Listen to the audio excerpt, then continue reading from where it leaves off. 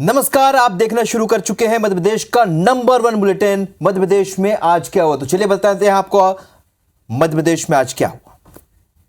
तो भगवान सहस्त्रबाहु को लेकर दिए बयान को लेकर बागेश्वर धाम के पीठाधीश्वर पंडित धीरेंद्र शास्त्री का विरोध तेज होता जा रहा है। शास्त्री की माफी और एफआईआर की मांग को लेकर हैहवंशी समाज ने भोपाल में पुलिस कमिश्नर दफ्तर के सामने जमकर नारेबाजी की और पोस्टर भी जलाए। हालांकि बागेश्वर सरकार इस पर खेद जता चुके हैं।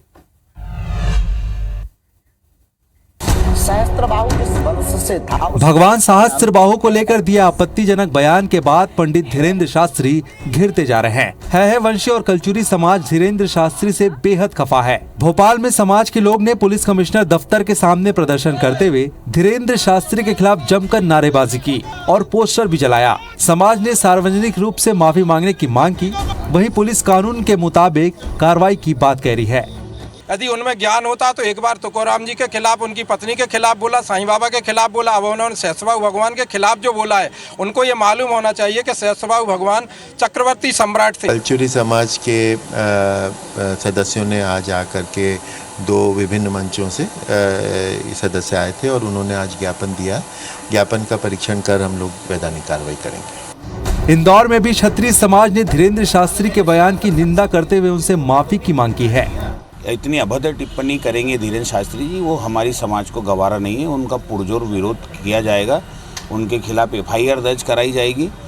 पंडित धीरेंद्र शास्त्री ने विवाद बढ़ता देख अपने बयान पर खेद जताया है। उन्होंने ट्वीट कर अपने बयान पर माफी मांगी और कहा कि हम सब हिंदू एक हैं, एक रहेंगे। रविवार को पीएम मोदी के मन की बात का 100वां संस्करण प्रसारित होगा, जिसे बीजेपी किसी उत्सव की तरह मनाने जा रही है। इस दौरान प्रदेश के सभी 64,000 बूथों पर भव्य कार्यक्रम होंगे। इसके साथ ही 25,000 बूथों पर 100 कार्यकर्ता पीएम के मन की बात सुनेंगे। हमको अच्छा बना दिया। और पहले जो प्रधानमंत्री नरेंद्र मोदी रविवार को 100वीं दफा मन की बात करेंगे। 100वें संस्करण के प्रसारण को लेकर बीजेपी ने बड़ी तैयारी की है। एमपी में पार्टी अपने सभी 64,000 बूथों पर इस अवसर को उत्सव की तरह मनाने जा रही है। 25,000 बूथों पर 100 कार्यकर्ता मोदी की मन की बात सुनेंगे। सब मन की बात सुनेंगे। अभी हम लोगों ने अभियान चलाए, लाडली बहना का अभियान चल रहा है। 30 तारीख तक ये आवेदन भराने का कार्यक्रम जारी रहेगा। जबलपुर में भी हर वार्ड में 5 जगहों पर मन की बात को सामूहिक रूप से सुनाने की तैयारी है। पूरे देश में, मध्य प्रदेश में और हमारे संस्कार धानी जबलपुर में अलग अलग स्थानों पर सभी जनप्रतिनिधि, पार्टी के पदाधिकारी, कार्यकर्ता अलग अलग स्थानों पर बैठकर उसको सुनने वाले हैं, जनता के साथ मिलकर। इसी तरह इंदौर में भी 1604 बूथों और 305 शक्ति केंद्रों पर मन की बात का प्रसारण होगा। सांसद शंकर लालवानी ने तो मल्टीप्लेक्स ही बुक करा दिया है। अमूमन जो मन की बात कार्यक्रम होता है चौक चौराहे पर होता है, स्क्रीन लगाकर होता है। आप लोगों ने मल्टीप्लेक्स को बुक किया है, इसके पीछे के कारण क्या है? माननीय सांसद जी का सदैव एक फोकस रहता है कि कुछ अनूठा किया जाए या कुछ ऐसा किया जाए जिससे संदेश दे सकें। तो ये हमारा सोचना था कि एक बार टॉकीज़ में इसको मन की बात को माननीय मोदी जी, हमारे नरेंद्र मोदी जी के कार्यक्रम को प्ले करें। दैट्स व्हाई हम लोगों ने किया और हमारी सारी टीम इसकी योजना बनाकर और इस पर कार्य कर रही है। हालांकि ग्वालियर में मन की बात को लेकर कोई बड़ा कार्यक्रम नहीं हो रहा। बीजेपी महज 100 कार्यकर्ताओं के घरों पर ही कार्यक्रम कर रही है। जिसे ग्रामीण क्षेत्र में पंचायतों में भी हो रहा है। ये जो स्थान इस तरह के हैं जहाँ पर सामान्य रूप से लोग इकट्ठा हो सकें, ये इस बार थोड़ा बृहद रूप है और अधिक स्थानों पर इस तरह कार्यक्रम का आयोजन किया जा रहा है। मन की बात का पहला प्रसारण 3 अक्टूबर 2014 को हुआ था। एक सर्वे के मुताबिक 23 करोड़ लोग इसे नियमित तौर पर सुनते हैं। तो मध्य प्रदेश में जैसे जैसे विधानसभा चुनाव करीब आ रहे हैं, वैसे वैसे सत्ता पक्ष और विपक्ष के बीच जबानी हमले भी तेज होते जा रहे हैं। इस बीच पूर्व मुख्यमंत्री कमलनाथ के बीजेपी को लेकर किए गए 5B ट्वीट पर सियासत गर्मा गई है। खंडवा के सांसद ज्ञानेश्वर पाटिल ने कमलनाथ पर पलटवार किया है।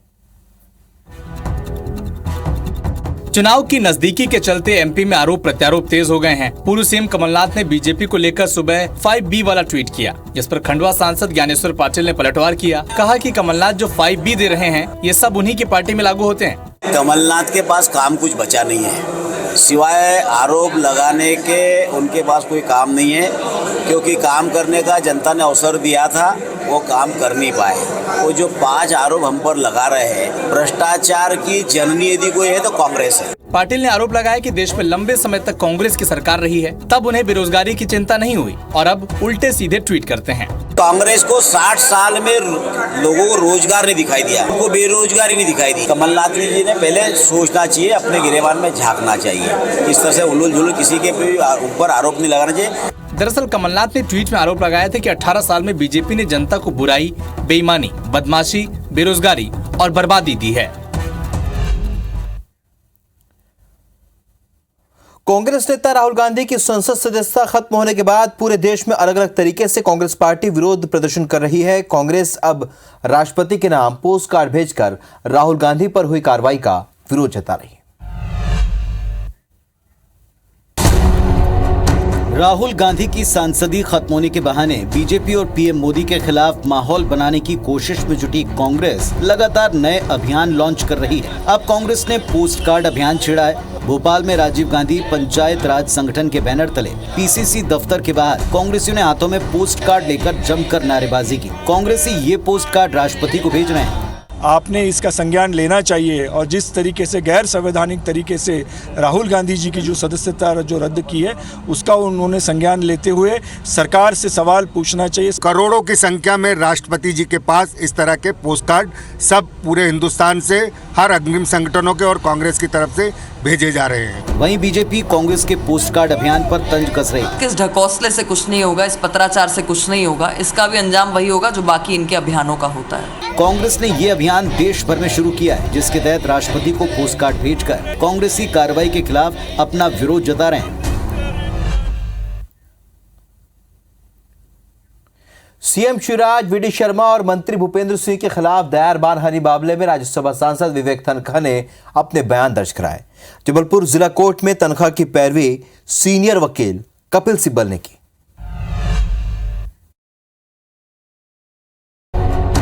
जबलपुर जिला कोर्ट में सीएम शिवराज, वीडी शर्मा और मंत्री भूपेंद्र सिंह के खिलाफ मानहानि मामले की सुनवाई हुई। ये मामला राज्यसभा सांसद विवेक तनखा ने दर्ज कराया है। तनखा की ओर से वरिष्ठ वकील कपिल सिब्बल ने पैरवी की। इस दौरान विवेक तनखा ने तफसील से अपने बयान दर्ज कराए। दरअसल मामला निकाय पंचायत और निकाय चुनाव मामले में परिसीमन और रोटेशन की मांग से जुड़ा है, जिसे लेकर तनखा ने सुप्रीम कोर्ट में पैरवी की थी, लेकिन कोर्ट ने चुनाव में ओबीसी आरक्षण पर रोक लगा दी। तनखा का आरोप है कि बीजेपी नेताओं ने साजिशन इसे गलत ढंग से पेश किया, जिससे उनकी छवि धूमिल हुई। स्टेटमेंट आज रिकॉर्ड हो गया है। कपिल सिब्बल जी ने मुझे लीड किया और कोर्ट ने विस्तार से मेरी बात सुनी है और सब बातें लिख ली है। वहीं कपिल सिब्बल ने बयान दर्ज करने के बाद न्यायिक प्रक्रिया के तहत आगे की कार्रवाई की बात कही है। मानहानि का मुकदमा है, 3 लोगों के खिलाफ है, उसमें मुख्यमंत्री भी शामिल है। तनखा ने सीएम शिवराज, वीडी शर्मा और मंत्री भूपेंद्र सिंह पर 10 करोड़ की मानहानि का मुकदमा दायर किया है।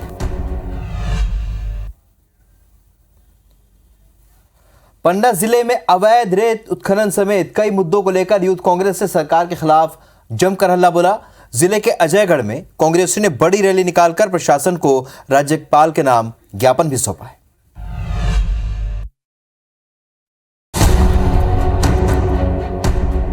चुनावी साल में कांग्रेस, बीजेपी और सरकार को हर मोर्चे पर घेरने में जुटी है। पन्ना जिले के अजयगढ़ में यूथ कांग्रेस ने अवैध खनन और भ्रष्टाचार को लेकर बड़ा प्रदर्शन किया। छोटी फील्ड में जमा होने के बाद कांग्रेस रैली लेकर एसडीएम दफ्तर पहुंची और 15 सूत्री मांगों पर ज्ञापन सौंपकर कार्रवाई की मांग की। परिवर्तन लाओ, पन्ना बचाओ के संबंध में था और इसमें ज्वलंत समस्या जो पन्ना जिले की हैं वो मेन मुद्दे थे, जैसे बेरोजगारी है, भ्रष्टाचारी है और तहसील स्तर पर भ्रष्टाचारी है, पुलिस फर्जी अपराध प्रकरण दर्ज करती है, अवैध रेत उत्खनन है। इसको लेके कई सारे मुद्दे थे जिसको लेके ज्ञापन दिया है। 15 बिंदु को लेके इन्होंने दिया है। उचित माध्यम से तत्काल इसको महामहिम राज्यपाल महोदय को भेजेंगे। कांग्रेस इस बार पन्ना में परिवर्तन और प्रदेश में अपनी सरकार बनने का दावा कर रही है।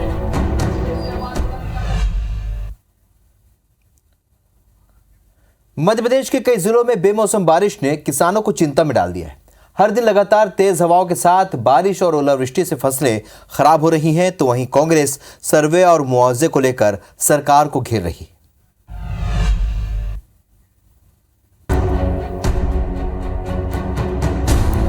एमपी के 3 जिलों की ये तस्वीरें पूरे प्रदेश का हाल बताने के लिए काफी है। जबलपुर में बेमौसम बारिश और ओलावृष्टि ने किसानों की मुसीबत बढ़ा दी है। साथ ही खुले आसमान के नीचे पड़ा अनाज भी खराब हो रहा है। बहुत ज्यादा ओला गिरने से नुकसान हो गया है।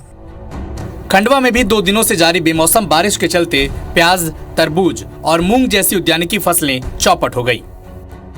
प्याज पानी गिरने के कारण, भाव नहीं मिलने के कारण किसानों की रीढ़ की हड्डी टूट चुकी है। वहीं बुरहानपुर में हुई ओलावृष्टि से सबसे ज्यादा नुकसान केले की फसल को हुआ है। सांसद और कलेक्टर ने प्रभावित क्षेत्र का दौरा कर किसानों को ढांढस बंधाया है। तो इसका आकलन करके फिर कल से 3-3 लोगों की टीम बनाकर एक-एक खेत का सर्वे करेंगे। अधिक से अधिक हो सकता है उतना किसानों को सरकार की तरफ से मुआवजा दिलाने का पूरा प्रयास करेंगे। सर्वे और मुआवजे को लेकर सियासत भी जारी है। कांग्रेस ने सरकार के दावों को कागजी बताया और सर्वे न होने का आरोप लगाया। रोज किसान की फसलें खराब हो चुकी है, फांसे तक जला दिए गए हैं, आज तक सर्वे नहीं हुआ है। सिंगल क्लिक पे 160 करोड़ डाल दिए। सर्वे और मुआवजे पर भले ही सियासत हो, लेकिन ये ज्यादा जरूरी है कि किसानों को राहत मिले।